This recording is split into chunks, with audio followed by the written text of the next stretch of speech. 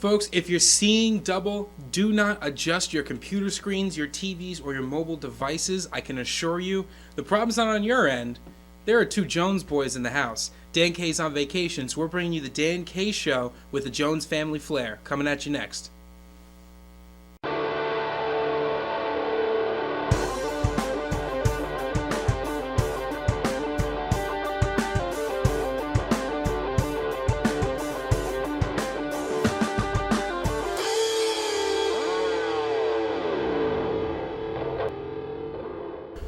Welcome back. Like I said before, Dan is not here. He is in Dublin on his honeymoon. By the way, that's thing number one, because if you thought we weren't going to keep with tradition on the Dan K Show, you're flat out wrong.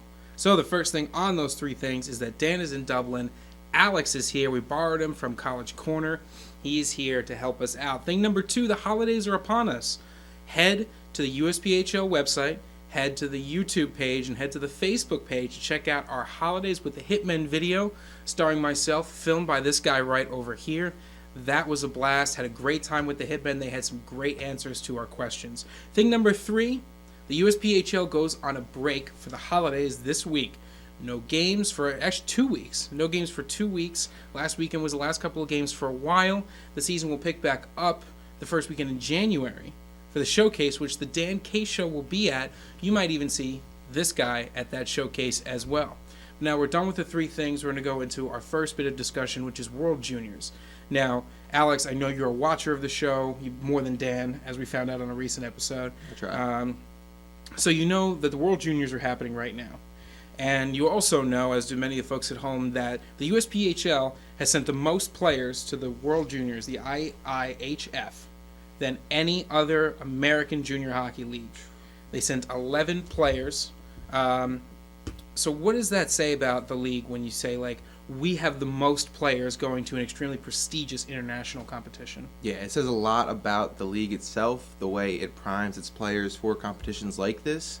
It just says a lot about the style of play that is seen in all of the leagues in the USPHL, all the divisions, I should say.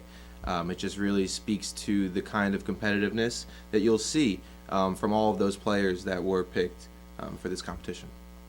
That's right. You know, there are so many players, it's hard to keep track of them, so we've got some notes, our trusty Dan K Show notes that we always have every single week. So Team Poland currently leads their group with a 3-1-0 record. They have 11 points and can win promotion with another win against fourth place Italy. Should Poland lose, Team Hungary would need to beat Slovenia in regulation in their Saturday tilt to knock the Poles off the top spot. Now, the reason I bring that game up is because Kalkaska Rhinos defenseman Tomasz Skokan from Poland, on Team Poland, he's had an excellent tournament so far. Mm-hmm. He has been engaging in a style of play which I like a little bit more than Dan. Dan's a guy who's all about goals. I'm a guy who's all about assists. And he's got 4 assists in 4 games this year. He's doing a great job really showcasing himself in the league and the team that he comes from. Congratulations to him. Keep up the good work. We'll be watching you in the next couple of games. Team Ukraine is battling for their spot in the next round of their tournament. Now, Ukraine is being led by Hampton Roads Whalers elite forward Andrei Deniskin. He has had a goal and 2 assists through 4 games. We mentioned him previously on the show. We wanted to keep you guys up to date on his performance. Again, another great example of what the USPHL has to offer on the world stage. Now we move over to Lithuania. Lithuania trails Team Japan as a result of a tiebreaker. The Japanese have scored more goals than the Lithuanians, although both teams are undefeated so far. And on Team Lithuania, Richmond General, USP3 level forward, Ignotas Ragas contributed a goal and an assist to the cause in their opening win against the Netherlands.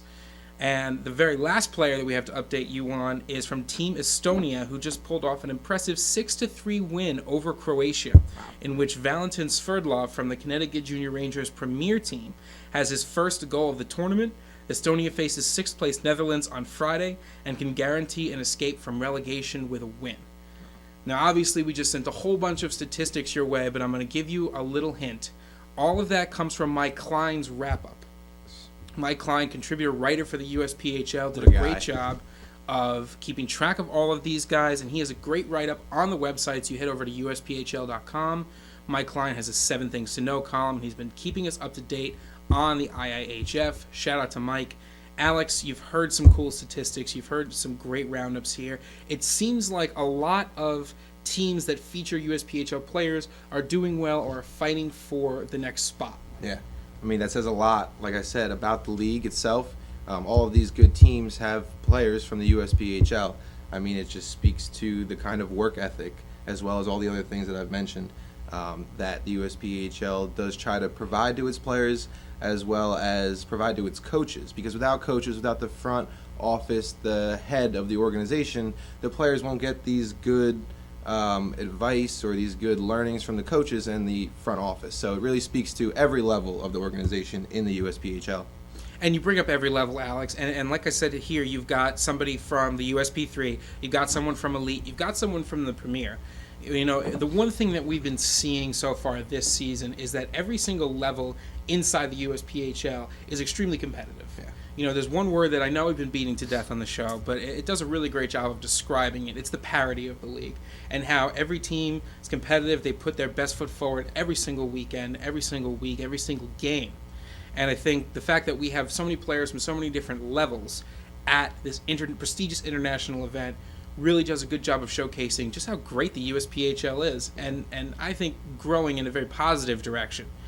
So now, speaking of growing in a positive direction, speaking of all the different divisions, speaking of segues, we're moving on to the next segment. So we're back now. Again, if you're just joining us, I don't know why you'd be joining us 6 minutes into a YouTube video, but if you're just joining us, I've got Alex with me. He's doing a great job so far, so let's keep the momentum going. Premier update.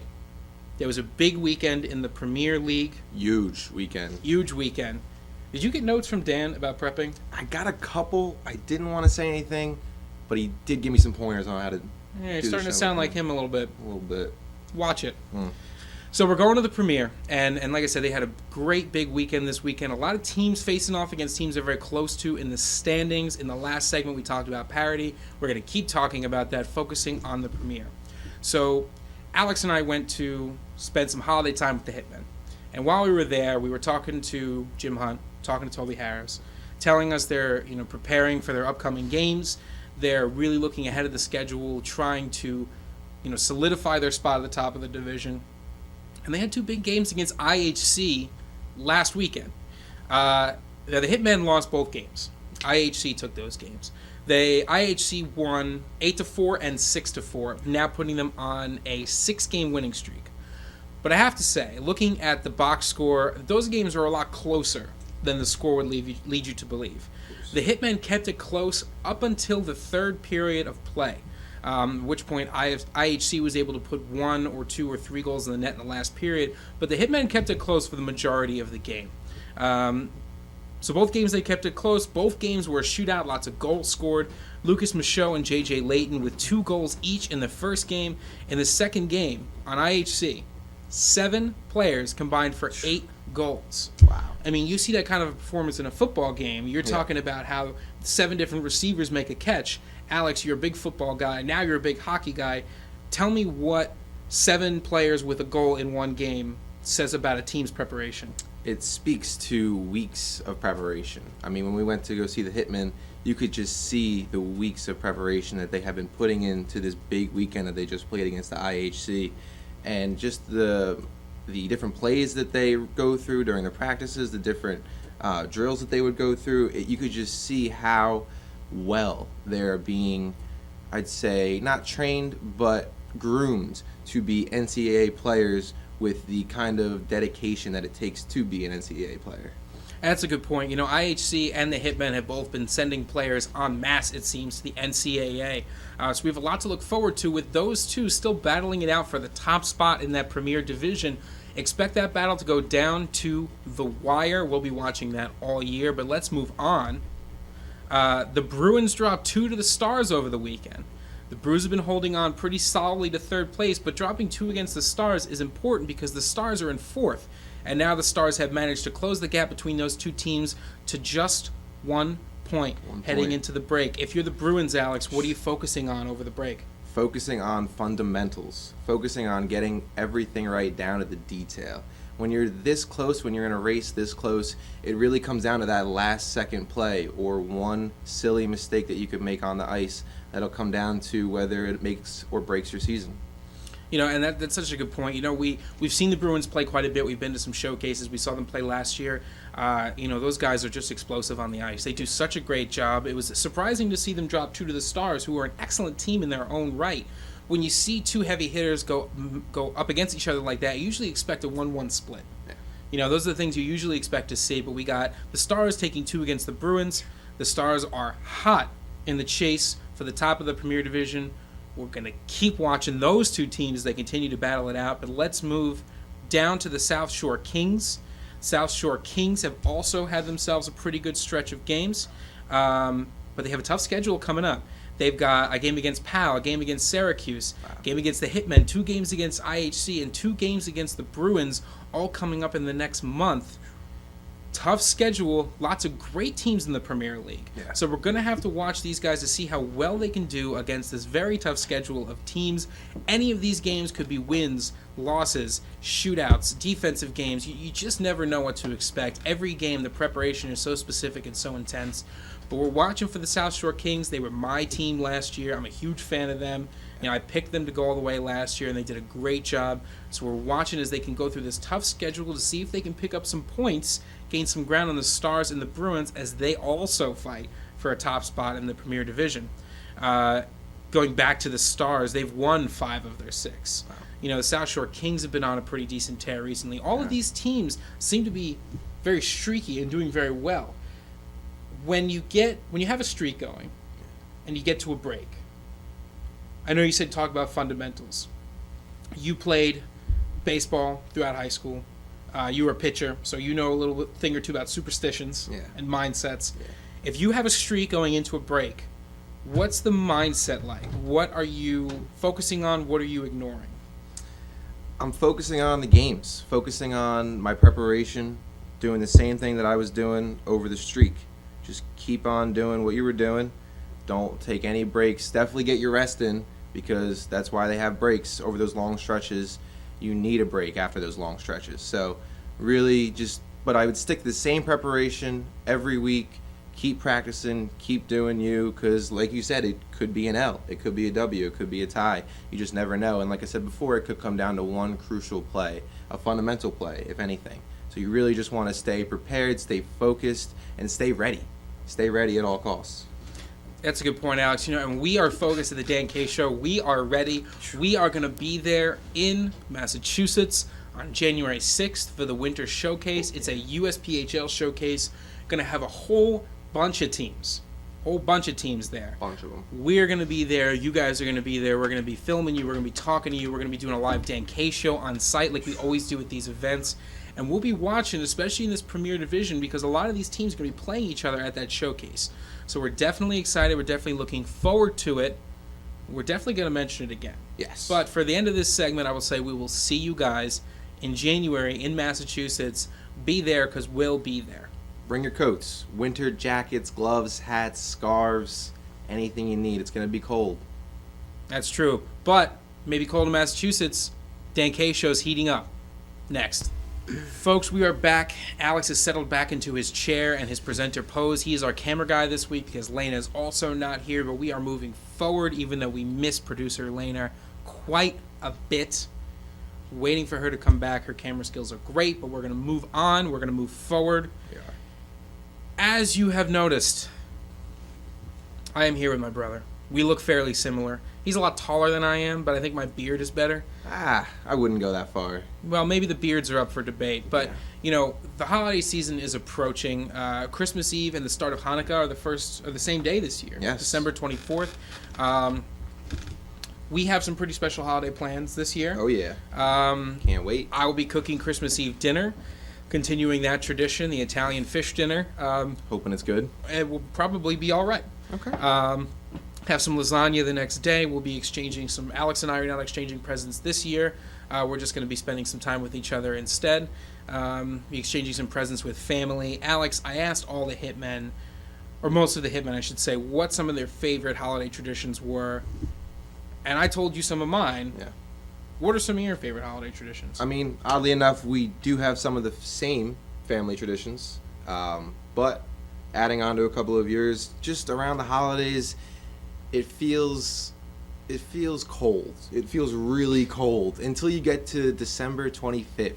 You're around family, you wake up in the morning, you smell the tree, you hear the bickering back and forth, you smell the fresh coffee, and you go into the living room and open a bunch of presents. But it's not about what's under the tree, it's about what's around the tree, and that's family. That's true. That's a good point, Alex. And and through the bickering, we still figured out how to get to coffee, which usually brightens everyone's spirits a little bit, and then we dive into some good Christmas fun for us. And if you want to see some of what the Hitmen had to say, you can go check that out on the USPHL page. Go check it out. Go check it out on the YouTube page, Facebook page, all that stuff. If you're not on the Twitter for the USPHL, you got to follow USPHL on Twitter. Updates get posted there as well. Now, speaking of presents, we're going to move into a little segment talking about people who are giving a bit of gifts to their teams. And by that tortured and overly stretched out metaphor, I, of course, am simply talking about who is leading each league in scoring. And it's one of the most highly visible records, and we have our stars of the week. We always talk about key players and key matchups, but oddly enough, we haven't gotten around to talking about who is just leading the league in scoring right now. Yeah. So we're going to go down the list and shout out to some players who are really giving their teams a big present every single game. So in the Premier League, we've got Austin Lemieux and Lucas Michaud, formerly of the Flying Michauds from last season, of IHC. Austin Lemieux, 49 points. Lucas Michaud, 48 points. Two guys on the same team. Probably one of the reasons IHC is holding on to first. But like we said in the last segment, check that rearview mirror because you got a lot of real good teams right behind you. Moving down to the Elite Division, you got two names that Alex will probably recognize because of their Twitter fame. Alex is the social media guy. He's the young kid on the show. I just make the coffee and prep the newspaper articles on my Gutenberg-style printing press. Brandon Osmondson and John Munkovich from the Hampton Roads Whalers. John Munkovich is one of the recipients of the Dan K Show Gold Twitter card, meaning he can tweet at us whenever he likes. Whenever. They were both mentioned on the show quite a bit last year. We love to see that they're doing well in the next year of their playing careers in the USPHL. Brandon Osmondson has 61 points total. John Munkovich has 57 points total. Another close one. Two guys on the same team. They're working well together. We always love seeing duos. Yeah. Two guys on the same team who connect, who work really well, who throw the puck back and forth, who play not just to score goals. Yeah. They play for assists. They play for the team, and their teams are doing well as a result. Congratulations so far to Osmondson and Munkovich. We're going to keep watching those leaderboards. And now we're going to keep moving to the USP3, where we actually only have really one guy to talk about. We have Joey Starkovich. And I'm sorry if I get that name wrong, but you're sitting up there with some separation between you and number 2. Joey playing for the Decatur Blaze, having a good showing down in that division. And finally, on the 18U, we have actually a three-way tie. Three-way. Talk about parity. Wow. Talk about balance. Talk about an entire league that can produce. We've got 3 players who are tied for first with 29 points. Matthew Brown from the Jersey Rockets and Joshua Vertentis and Matt Gould from the Boston Junior Bruins, obviously at the 18U level. Congratulations to all those guys. Keep up the good work. Keep playing great hockey. Keep representing your teams and your leagues. As always, check the website for updated statistics every week, updated schedule, just updated news in general. There's so much stuff on the website. If you're not locked into that website, then you are missing out on quite a bit of content. And speaking of another segue, speaking of more content, the Empty Net is coming up next. We're back now for the Empty Net, as is tradition at the end of the show, where we like to talk about all things happening in the social media and the digital world of the Dan K Show. We got 2 tweets. Unfortunately, they're from myself and Dan. Oof. So it doesn't really count. I tweeted a picture of the fairly insane rules at the ice vault where the Hitmen play. The sign you can see, it says no Dunkin' Donuts or coffee allowed in this facility. Interesting story, apparently, that's directed towards one of the workers there. She told us the story that she used to bring in Dunkin' Donuts all the time, and as a joke, they posted those signs all around. The signs have stuck. Just some of the cool stuff you learn while you're exploring the USPHL and the places they play. Yeah. The other tweet from Dan, he's on his honeymoon in Ireland. Apparently, people in Ireland love the Dan K Show. Oh, yeah. He's seeing signs that says hashtag Dan K all over the place. I tried to tell him they're just signs that say hashtag dank, but I just didn't have the heart to break it to him. Yeah, I wouldn't. No. Just let him live in the world that he wants to live in. Yeah. We're living in it. Yeah, we're all living in Dan's world. Yeah. Speaking of living in the same world, why don't you tweet at us? Yeah. You can tweet at me. You can tweet at Alex. Tweet at me or him. You can tweet at Dan. Hashtag Dan K Show. Hashtag USPHL. Hashtag EmptyNet. As always, reach out to us on Facebook. Reach out to us on Twitter. Reach out to us on YouTube if you're so inclined. We are seemingly everywhere. Everywhere. Before we end the show, Dan is known for his colorful wardrobe. I'm known for my stylish wardrobe. Alex has the new age style going here with the all black. Even though I told him that we were going to have an all black backdrop this week. He didn't, but it doesn't matter. Black backdrop or not, whatever I wear is going to be stylish. I have to say that. All right. We do want to give a little bit of a tribute, a toast, a shout out. I don't really know what to call it at this point, but news that Craig Sager passed away, known for his extremely colorful wardrobe, but his very calm and reasonable delivery. I even just learned that he was the first reporter on the scene at the age of 22 to Hank Aaron's 715th home run. In an all-white blazer. In an all-white blazer with flowing hair. You can't argue with the man's style, his class, or his ability to be a well-rehearsed, a very talented sports reporter. He is definitely somebody that we at the Dan K Show look up to, and a lot of young people who are in the business look up to. So we just wanted to acknowledge that and give a shout-out to that. And on that note, I think we're going to end. That's it. That's all we've got for you this week. This week, though. Next week we'll be back with more Dan K Show. Yep. There may not be games, but there is plenty of USPHL action to talk about. Oh, yeah. For the Dan K Show, my name is Lucas. And I am Alex. And together we're bringing you all of the best news, scores, and highlights from the USPHL. And we'll see you next week. And by that tortured metaphor, what I'm really talking about are the scoring leaders for each league. Oh, that was really good, too. That was really good. Silence your cell phone. I know. Oh, it's Mike Klein. Oh, my God. Mike Klein, you have just ruined a fantastic take of the Dan K Show. That's okay, man. I should have shut off my phone. What's going on?